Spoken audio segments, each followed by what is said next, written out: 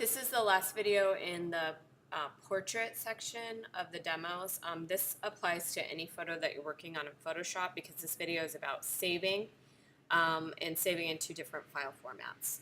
So for projects that you're required to show your work and I need to see your layers, what I would do, number one, is turn the layers on and off from the top down and make sure you can actually see a change, okay, which is good for this. So for example, in the portrait section, I'm requiring you to do at least two of the edits that we went over. If I start in the middle and turn them on and off, it doesn't do anything to the middle layer because this is blocking it. So just FYI, this is what I will do. I will turn the top layer off and then I'll go down after that and check the edits.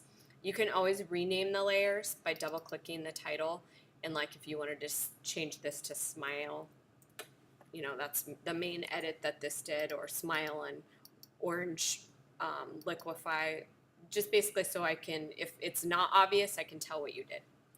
Okay, so we should be saving this as we go, but let's just pretend we weren't. So the first time we save this, we want to go save as, and we want to make sure it's in a folder that's appropriate for us for the project, so we stay organized. So I'm going to find my portrait folder, and I'm going to make a new folder called Portrait Photoshop. Again, the better that you stay organized with your file management, the easier it'll be for you later. So create.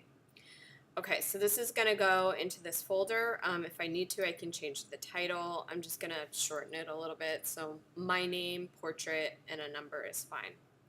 Down here, this is very important that you set the format to Photoshop.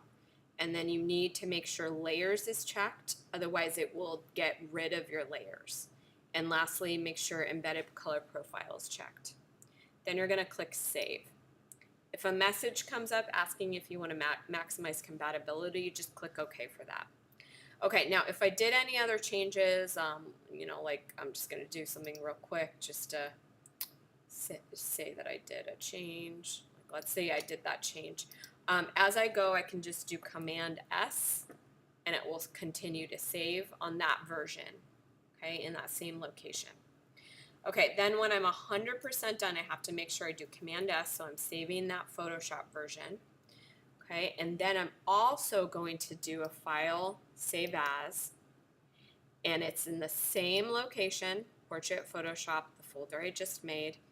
The only thing I'm going to change, I'm not going to even change the name, is where it says Format. I'm going to change it to JPEG.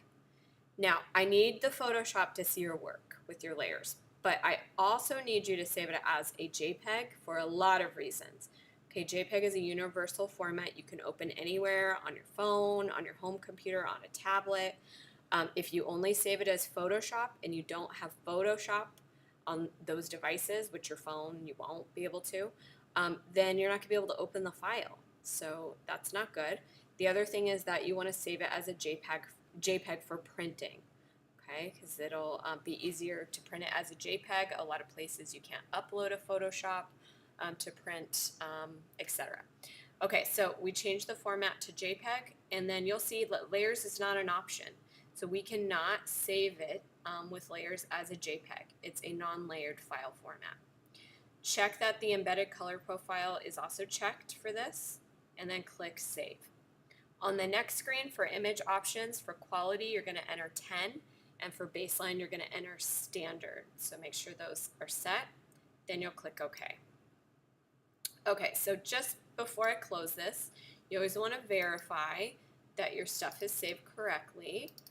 So I'm going to go to period 3, I'm going to find that portrait folder, I'm going to find that portrait Photoshop folder I just created, and I'm going to see that I have a JPEG. It'll say here JPEG along with the sizing, and then below that I see that I have the Photoshop, which will end in a PSD. You'll see JPEG ends in a JPG. So I did it correctly. I have both versions of this, and that is it.